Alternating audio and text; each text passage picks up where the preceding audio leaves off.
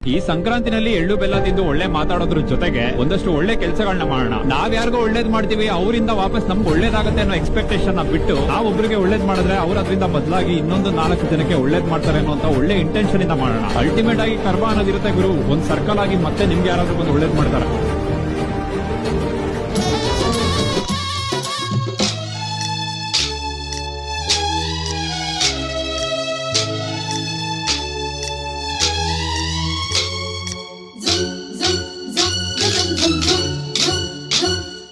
ಸಂಕ್ರಾಂತಿ ಬಂತು